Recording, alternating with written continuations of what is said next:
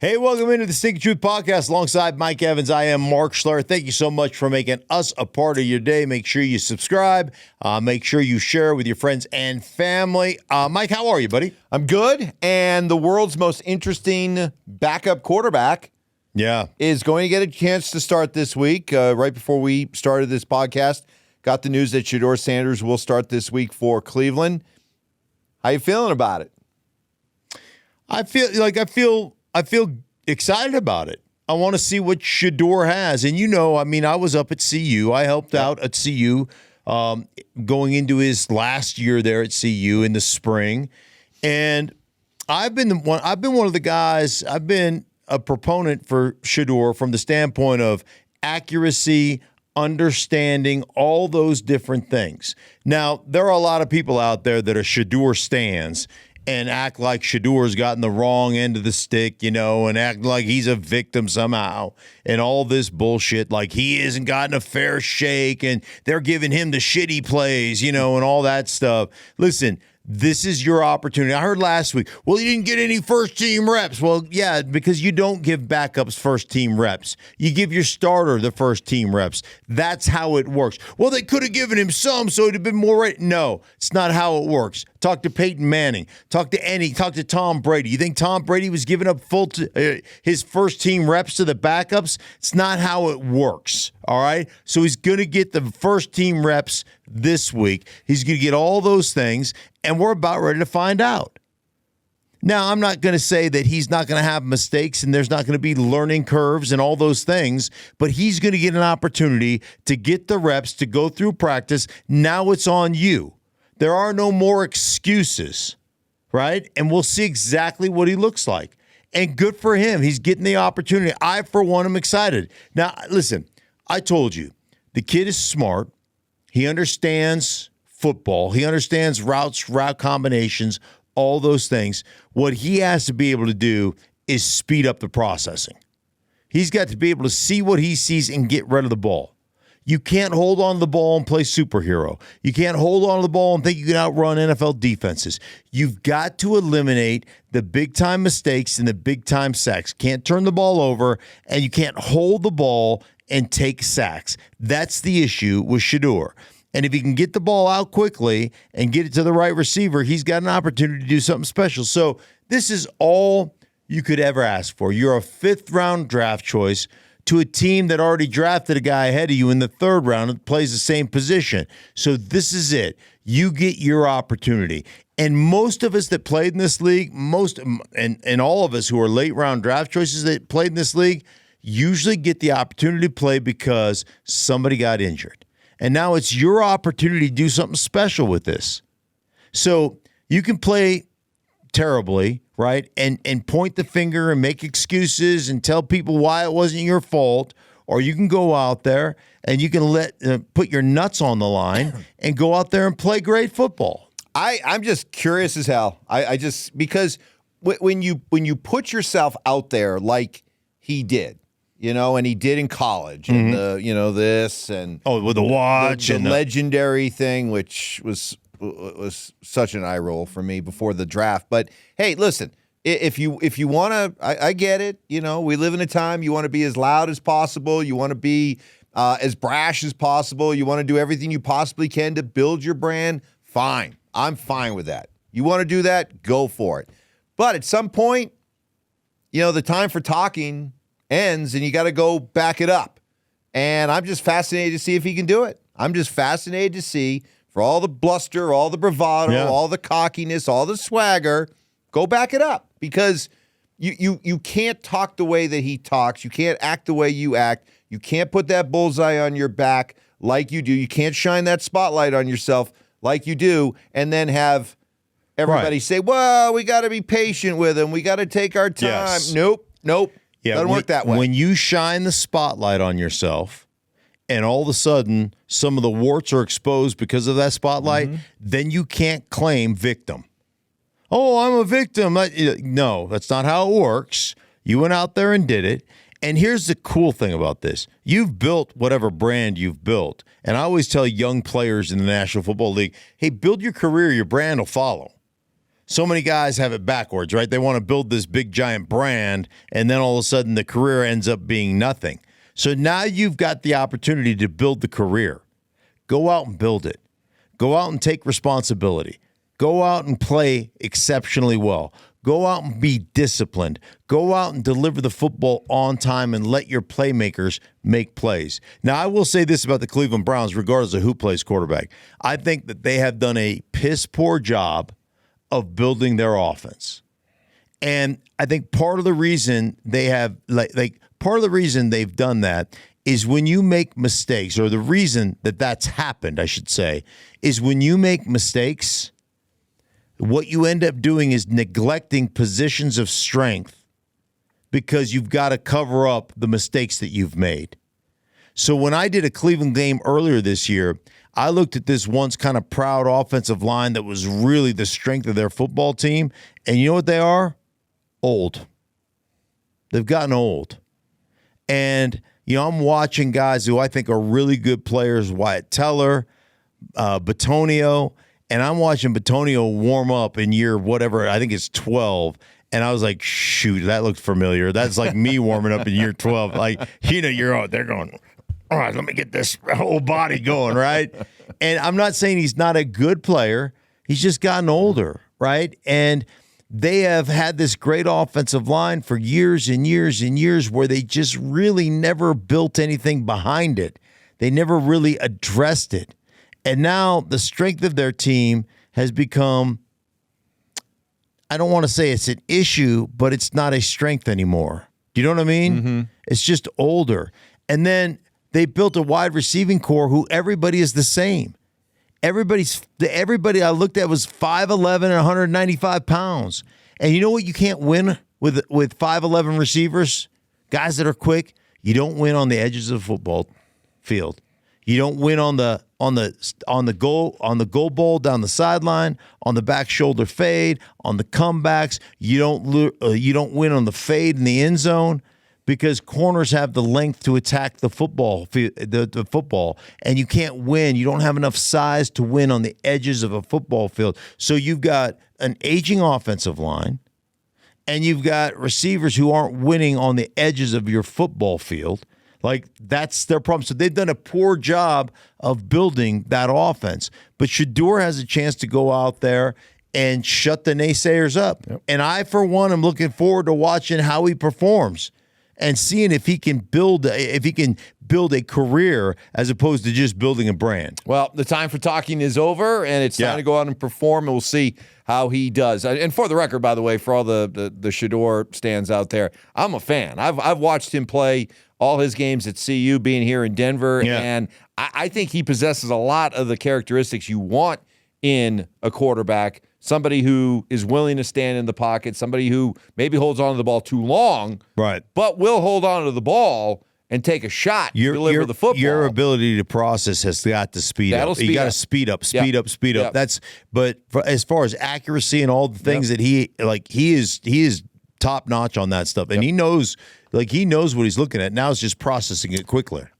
This is quicker, more quicker. I think is the correct terminology. Let's go with his quicklier. Right there. Yeah. This is our first time talking since we saw the Cowboys beat the Raiders.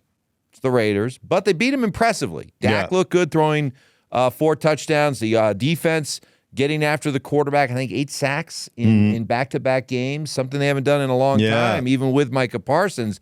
Are the Cowboys still a team that need to be talked about in the conversation for maybe NFC wildcard? Are they still a factor? They were so beat up on the back end, and they were giving up 20-yard plays like it was their job. And so, I always thought if you can clean some of that stuff up, one of the things I think that goes underrated in the NFL is just your ability to tackle people. If all you do well is tackle people, you just don't give up big plays and just make people throw the ball in the middle of the football field, rally up and tackle them. If that's all you do well, you're going to limit scores and scoring opportunities. And now all of a sudden you made some trades, you bolstered the inside portion of the defensive line, right? So Quinnen Williams is there now. You've got some power in the middle. So if you can stop the run and you can play some, deep thirds or quarters coverage where you're not letting people get behind you, you got an opportunity to be decent on that side. I'm not saying you're going to be world beaters over there, but I think you've got enough to keep yourself in games. And I've told you this before with Dallas Cowboys, man. I'm a huge Dak Prescott guy. I think Dak is phenomenal. When healthy, he's unbelievable. And now you got edges. You got two freak shows on the outside in CeeDee Lamb and Pickens. I mean, freak show. You got a tight end in the middle that can control the middle of the football field. And one of the comeback stories of the year has been Javonte Williams. And what we saw here, you probably haven't seen it around the National Football League, but what we saw in Denver is this rookie running back that was just terrorizing defenses, running over dudes. And then he tears up his knee. 2 years coming back from this devastating knee injury where he's just not the same guy, and all of a sudden he looks good. And continuity up front. Last couple of weeks, they've had their same 5 guys starting and playing up front.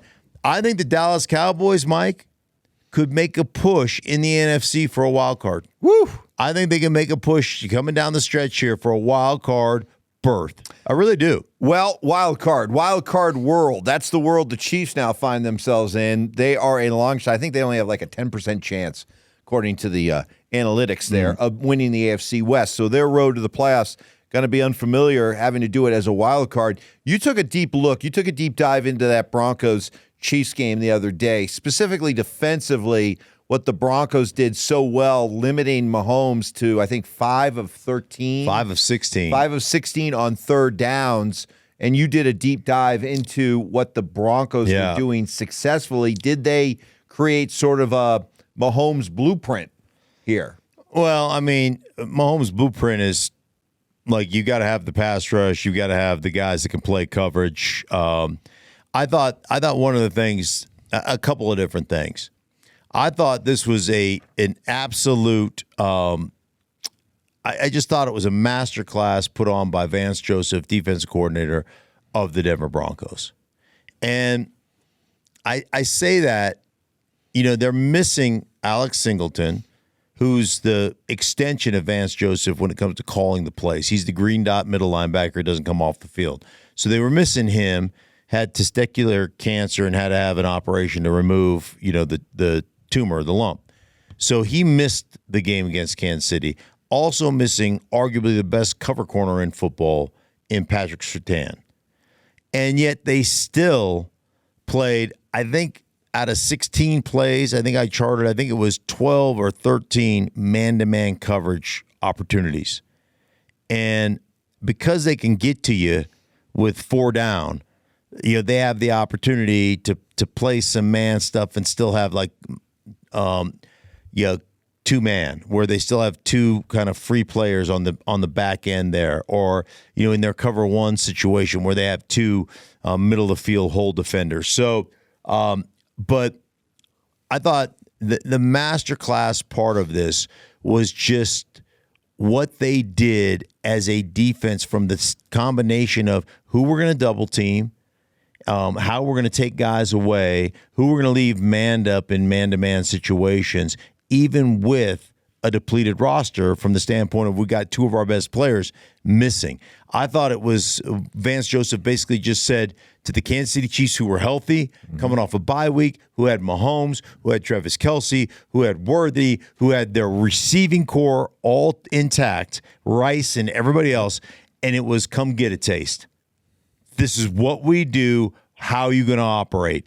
And I thought, Mike, the combination, like the very first third down, it was a 3rd down and 10. They're sitting in dime defense, meaning they have 1 linebacker on the field. And they play a man-to-man situation where they double team number 3, and they're in a 3-by-1 formation. They double team number 3 with a nickelback and in the middle linebacker. So they latch onto him, and then Hufanga comes over and double teams the X receiver, right? So they've got a kind of a bracket between corner and between Hufanga, and they leave the other guys just in man-to-man, and they go after Chris Abrams-Drain, who gets beat initially but makes the recovery, and it's an errant throw by Mahomes. And so they basically tell you, this is how we're going to play you. And most of the time when you get into those situations as a defense, third down and long situations, you play not man-to-man, you play some type of chains zone coverage, right? So you're just going to drop back 7 guys or 8 guys at the chains, at the sticks, and basically say, you're going to have to throw it underneath, we're going to rally up and tackle you. Not the Denver Broncos. They're like, screw that. We're playing what we play because we are that good. So at a bunch of third down and 10, third down and long situations, or the 3rd and 15, they play, the Kansas City Chiefs give up and say, hey, we're just going to throw a bubble screen. They're playing man-to-man on that. They don't give a crap. One of the things I loved more than anything else was this 3rd down 2. Or what I was going to say, yeah, like 3rd down and 3 or 3rd down and 3 minus, they'll play man-to-man in those situations. Most teams will. Mm-hmm. But all these man-to-man situations in 3rd down and long. But there was a 3rd down and 2, and I wrote this down. I got a bunch of notes here, notes on this game. 3rd down and 2, they know they're playing man-to-man, and they're trying to get you matched up, your linebacker on their back. So you got to envision this, right? So they've got 2 wide receivers here, and one outside, one in the slot, right? And they got 2 guys lined up over them, and the running back's on that side of the formation. They motion the running back behind the two wide receivers on the line of scrimmage, and the back starts, or the middle linebacker starts going with him. So they know they got him what they want. And what they end up doing, Kansas City does, what they end up doing is they call double slants, right? And they're motioning the back out. So this linebacker's in man-to-man is going to get picked, and they're going to run a rail, and it's going to be a big play. So they're motioning. You can see the Broncos communicating. They're motioning. They quick snap him to get him caught up in that traffic, right? So he can't get through. Mm-hmm. They quick snap him. And what do the Broncos do? Middle linebacker takes the number 2 guy, the slot guy. Number 2 guy turns and takes the number 1 receiver. That they're running the slants, so they've got them out-leveraged from an inside leverage perspective. And the corner who's on number 1 just sloughs off and takes the back. And Mahomes goes, oh, shit, what am I going to do? And then he dirts the ball. And I'm like, you want to talk about, it reminded me of the water boy coaching for dummies, you know? I mean, it was a brilliant call in a situation that Vance Joseph knew exactly what he's going to get from Kansas City and shut it down. And I'm telling you, man, like I said, masterclass, come get a taste defense. And now I don't know how many teams can do that. Right. Probably very few, but man, I tell you what, Kansas City fans all pissed off at me because, I talk a lot of shit on Twitter, but they're all pissed off at me. But I'm like, look at the history of Vance Joseph in this defense versus Andy Reid, the Kansas City Chiefs, and Mahomes. And you want to see the worst games Mahomes has ever played? Put on the Denver Broncos tape over the last couple of years because he has had his number. And it's not just the Broncos. I mean, the Broncos do have a lot of talent, of course. Tons. But you see what you're laying out here is that there's a lot of coaching, there's a lot of scheming, there's a lot of diversity, there's a lot of variety that Vance Joseph employs this defense, employs this talent in a lot of different ways. That probably speaks to why he should get another opportunity. Remember, he was coach of the Broncos several years ago. He's back as the DC. Did you see him getting a second chance as a head coach? There are probably already people watching this who root for teams that are going to be looking for head coaches. Make your case for why Vance Joseph should be considered by those teams in a league where increasingly it's all about hiring the next exciting offensive guy. Because every guy I've ever talked to that played for Vance Joseph loves Vance Joseph, loves his understanding of the game, the way he calls a game, understands his leadership or appreciates his leadership. Every guy. They love Vance. And when Vance got the head coaching job here and it was a failure, remember, he didn't get to choose his own staff. And that makes it almost virtually impossible. And so, yeah, he's going to get another opportunity. He deserves another opportunity. He'll be better the second time around than he was the first time around. And, oh, by the way, like 2 of the conversions, Mike, as I'm just thinking back in my brain, one of them was on a little whip route on the inside on like a 3rd down and 3. And Vance had it totally dialed in. The receiver runs this kind of inside fake slant and whips back out, and Chris Abrams drains on his outside, and he's funneling him to the linebacker, I think Sternad. It was either Sternad or it might have been Hufanga who was down. And they've got it bracketed. They've got it covered.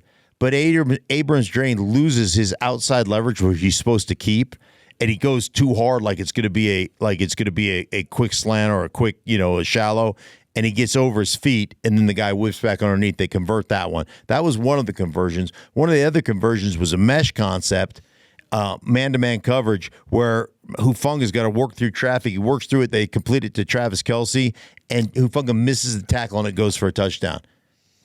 Like, those were 2 of the 5 conversions. But the point is they had them totally covered. They had it stopped for less than a first down if you make the tackle, the big if. But yeah, like it was like I said, a masterclass. I don't know how many people or how many teams have the talent to do that. It's not like a quote unquote blueprint, because you can get to the opponent's quarterback with 4 guys when you're the Denver Broncos. They are that good. We were talking about the Cowboys beating the Raiders the other day. I want to circle back to the Raiders, because it's a mess right now. And there were a lot of high hopes for the Raiders this year, that they were poised. I thought they'd be better. With Pete Carroll coming aboard, Ashton Genty, Tom Brady's involvement maybe helping out to a certain degree, and that Geno Smith was a good quarterback with Seattle. He was a good, solid quarterback. So the expectation was the Raiders would be better. Instead, they're saying here at 2-8, Pete Carroll's having to resort to, hey, I still have a lot of belief. I still have a lot of confidence in Geno Smith.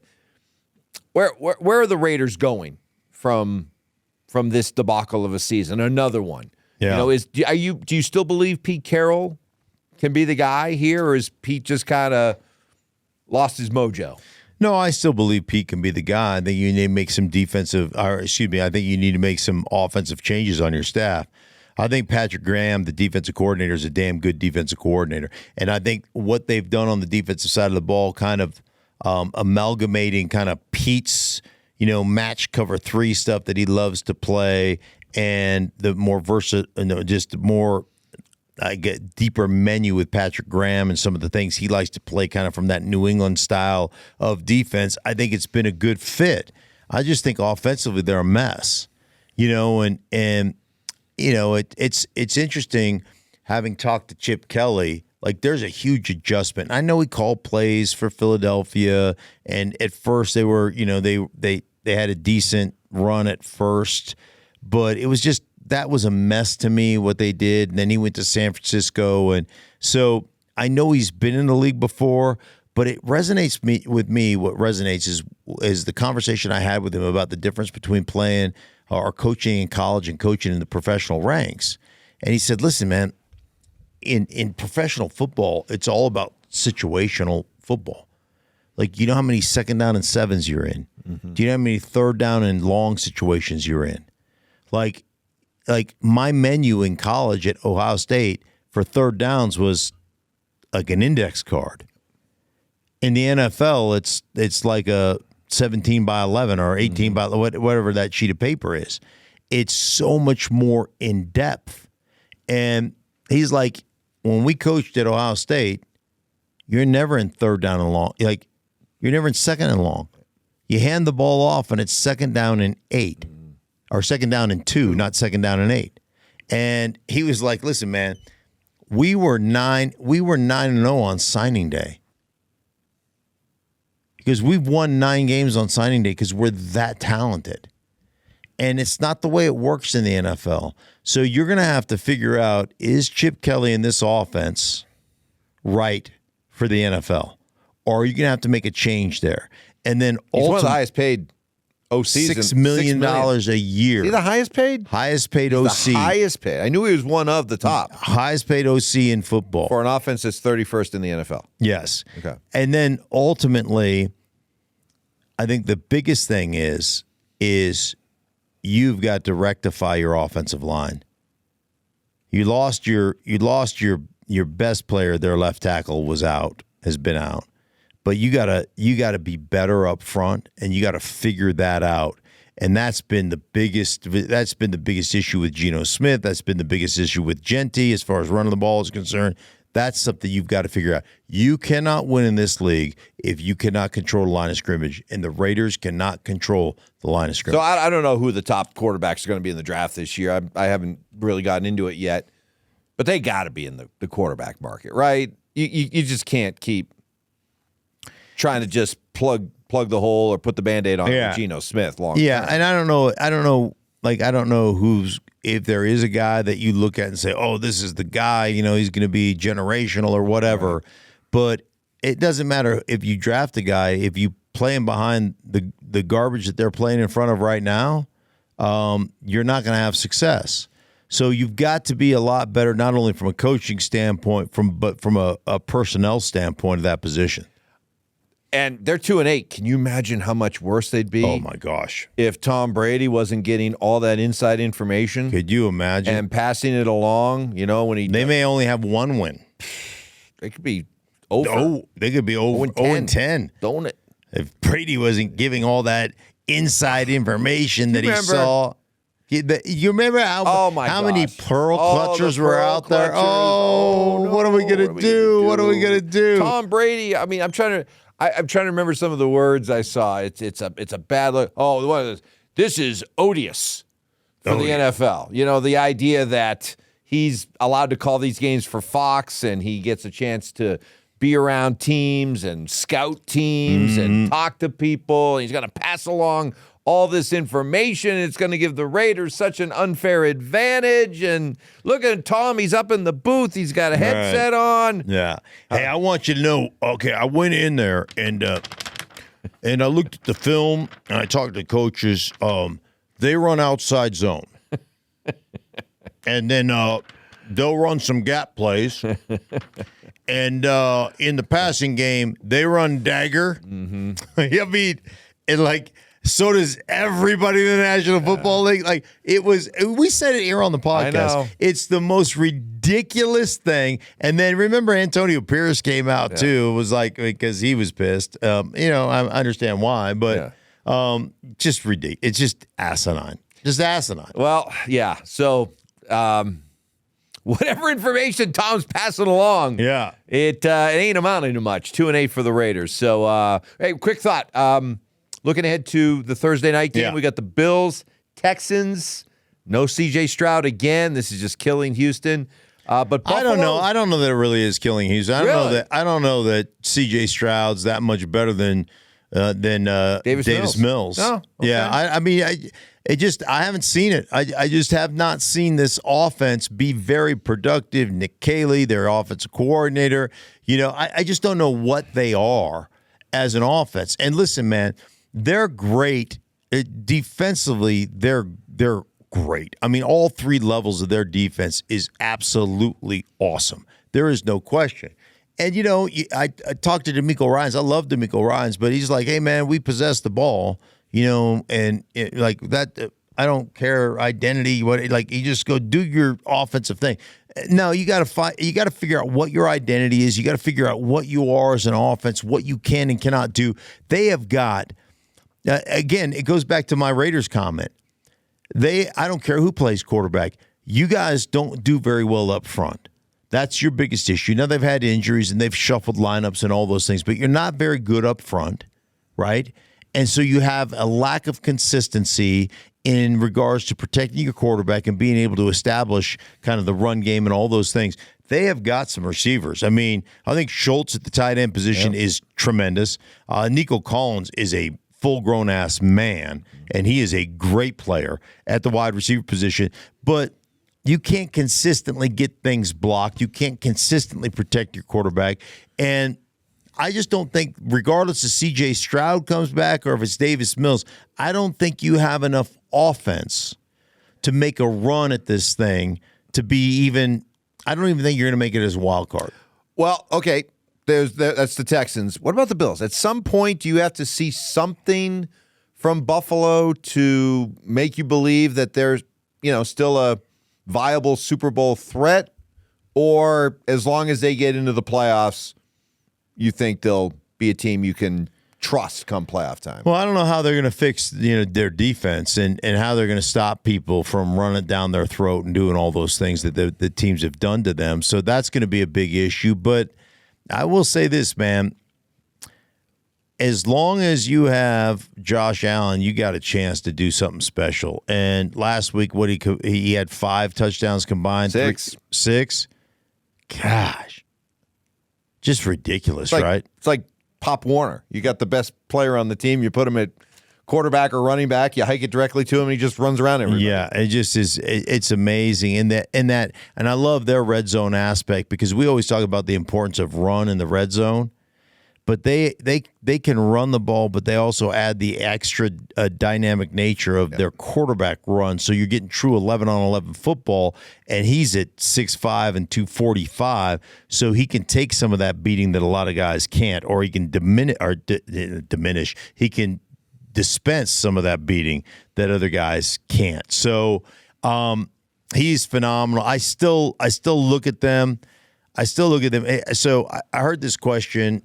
I think it was from a different podcast, but I heard this question. Richie Carney, our buddy, brought it up. And so I'll just throw it to you really quick before we leave.